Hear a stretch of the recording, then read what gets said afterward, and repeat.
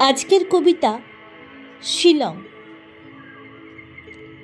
সারা রাত কারা ধুনেছে মেঘের তুলা,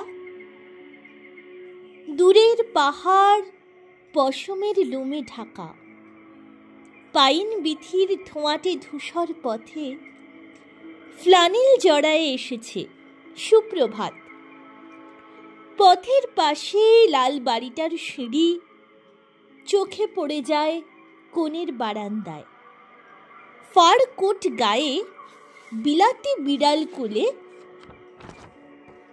চেয়ে আছে এক পেন্সিলে আঁকা পড়ি। চোখের পাতায় লেগেছে ঘুমের আঁশ, মেঘ লেগে আছে ফার কোটে আর চুলে। এলোমেলো সুতা উড়ে যায় মুখে বুকে, বিড়ালের লোমে মুঠো মুঠো সাদা ফগ। মেঘের দেশের প্রভাত একেই বলে। ঘুমের কুয়াশা বুক দিয়ে ঠেলে যাই। হঠাৎ পাহাড়ে লাফ দিয়ে ওঠে পথ, হরিণের মতো কান পেতে আছে বন। জলের সেতারে সুরেরা ফুলকি ওড়ে, পাশেই কোথাও জল সিঁড়ি নেমে গেছে। উইলো সে জলে চুল ঢেলে দিয়ে কাঁদে। ঘুমের দেশেও বন্দিনী নারী আছে। মায়া সঙ্গীতে কান্নার সুর লাগে, পথ ছেড়ে দিয়ে ঢালু বেয়ে নেমে যাই।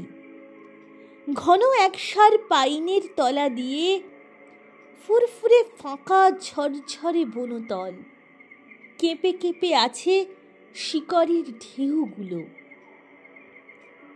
হঠাৎ পাহাড়ে বৃষ্টি নেমেছে যেন। যেতে যেতে পথে আচমকা থেমে যাই। পাইনের ডালে লেগেছে ঈষৎ হাওয়া। বন পার হয়ে হঠাৎ জাগার দেশ। গুলমোর ডালে ঝলমল করে রোদ, লাল পথ হতে বালির চাদর ওড়ে। আকাশের নীলে এক কোণে উড়ে যায় এক বান্ডিল গোলাপি মেঘের উল। লাল পথখানি আগে আগে পথ চলে, ছোট ঝর্ণাটি খিলখিল হেসে ওঠে। চারিদিক চেয়ে হাসি পায় আর ভাবি, শিলং পাহাড় কৌতুক জানে বেশ।